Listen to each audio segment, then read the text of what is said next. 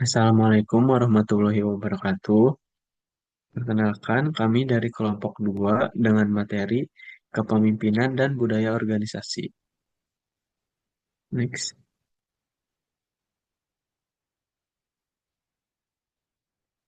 izinkan kami memperkenalkan diri. Saya Aditya Mahdi Nugroho dan rekan saya Firda Putri Fauzia. Next, budaya kepemimpinan. Budaya organisasi adalah kumpulan norma-norma, nilai-nilai, kepercayaan, perilaku, tradisi, dan pandangan bersama yang berkembang di dalam suatu organisasi. Ini adalah jiwa atau identitas organisasi yang membentuk cara bagaimana anggota organisasi berinteraksi, bekerja sama, dan mengambil keputusan. Budaya organisasi dapat memengaruhi berbagai aspek, termasuk sikap terhadap pekerjaan, komunikasi, kolaborasi, inovasi, dan tanggapan terhadap perubahan. Budaya organisasi dapat didefinisikan sebagai perangkat, sistem nilai-nilai atau values, keyakinan-keyakinan atau beliefs, asumsi-asumsi atau assumption, atau norma-norma yang telah lama berlaku, disepakati dan diakui oleh para anggota suatu organisasi sebagai pedoman perilaku dan pemecahan masalah-masalah organisasinya. Next. Konsep nilai budaya organisasi. Nilai budaya organisasi adalah prinsip-prinsip, keyakinan, serta pandangan yang disepakati dan dipegang oleh seluruh anggota organisasi sebagai pedoman dalam bersikap, berperilaku, dan mengambil keputusan. Nilai ini menjadi jiwa organisasi karena membentuk identitas, karakter, serta cara organisasi berinteraksi baik di dalam maupun dengan pihak luar. Next, nilai budaya organisasi. Yang pertama itu integritas. Yang kedua, profesionalisme. Yang ketiga, disiplin dan kepatuhan. Yang keempat, teamwork. Yang kelima, inovasi. Yang keenam, tanggung jawab. Dan yang terakhir, transparansi. Next, karakteristik budaya organisasi. Yang pertama itu inovasi dan pengambilan risiko. Seberapa jauh organisasi mendorong kreativitas dan keberanian mencoba hal baru. Yang kedua, perhatian terhadap detail. Tingkat ketelitian dan standar akurasi yang diharapkan dalam pekerjaan. Yang ketiga, orientasi pada hasil. Fokus pada pencapaian target dan output akhir dibanding proses. Next. Karakteristik orientasi pada orang. Perhatian organisasi terhadap kesejahteraan, dukungan, dan pengembangan karyawan. Selanjutnya, orientasi pada tim. Tingkat penekanan pada kerjasama, kolaborasi, dan keberhasilan kelompok. Selanjutnya, keagresifan. Seberapa kompetitif dan ambisius organisasi dalam mencapai tujuan. Terus, stabilitas. Penekanan pada kepastian, rutinitas, dan aturan yang konsisten. Selanjutnya, kepemimpinan. Gaya memimpin yang dominan seperti partisipatif, otoriter, atau transformasional. Terus komunikasi. Cara informasi disampaikan terbuka, formal, dan atau informal. Selanjutnya, nilai inti organisasi. Itu prinsip dasar yang menjadi pedoman perilaku seperti integritas dan profesionalisme.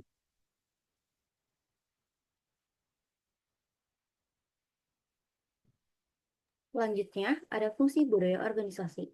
Yang pertama, memberikan identitas organisasi atau organizational identity. Kedua, mengarahkan perilaku anggota. Ketiga, menjadi mekanisme kontrol sosial. Keempat, meningkatkan stabilitas sistem sosial. Dan yang terakhir, membantu pengambilan keputusan.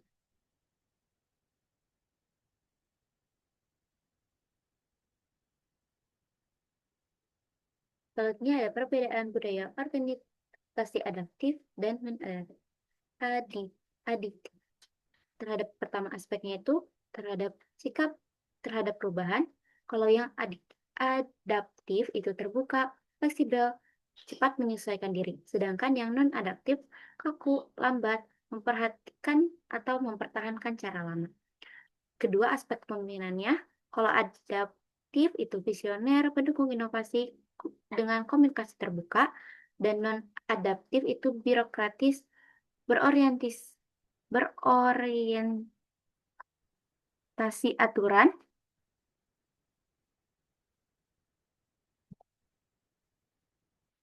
dan dan sentralistik. Lalu fokus organisasi, pelangganan, lingkungan eksternal, adaptasi, strategis, pembelajaran terus-menerus. Sedangkan non-adaptif itu fokus internal, rutin bekerja, efisien daripada inovasi, prioritas stabilitas daripada pertumbuhan. Sedangkan untuk perilaku anggotanya itu, untuk yang ada adaptif itu proaktif, kreatif, berani mencoba hal baru. Sedangkan non-adaptif itu pasif, hanya mengikuti prosedur. Lalu dampaknya untuk organisasi yang melakukan budaya adaptif itu organisasi lebih kompetitif dan bertahan lama, sedangkan non-adaptif adaptif itu rentan tertinggal dan sulit berkembang. Selanjutnya ada faktor penentu budaya organisasi. Pertama, pendiri dan pemimpin terdahulu. Kedua, lingkungan eksternal. Ketiga, karakteristik organisasi. Keempat, struktur dan sistem organisasi. Kelima, praktik manajemen dan SDM. Keenam, sejarah dan tradisi organisasi. Dan yang ketujuh, teknologi dan cara kerja. Analisis terciptanya budaya organisasi. Di faktor penentu keberhasilannya, pertama, konsisten kepemimpinan. Dampak budaya organisasi yang baik itu meningkatkan produktivitas, sedangkan tantangan dalam menciptakannya itu resistensi karyawan terhadap perubahan. Kedua, kesesuaian dalam strategi.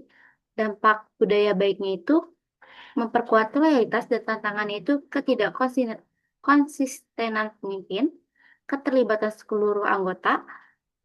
Dampaknya itu mempermudah koordinasi, dan tantangannya itu budaya lama yang sudah mengakar. Selanjutnya jelaskan oleh Adit. Selanjutnya itu faktor penentu keberhasilan itu komunikasi efektif. Dampak budaya organisasi yang baik itu menciptakan lingkungan kerja positif, tantangan dalam menciptakan budayanya, kurangnya komunikasi dan pelatihan.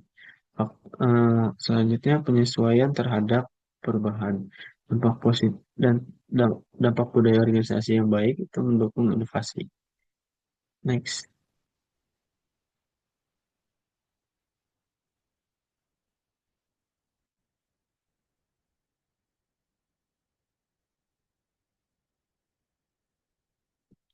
Ini untuk daftar pustaka yang kami pakai. Next. Apakah ada pertanyaan? Next. Baik, terima kasih. Cukup sekian presentasi dari kelompok kami. Wabillahi taufiq wal hidayah. Wassalamualaikum warahmatullahi wabarakatuh.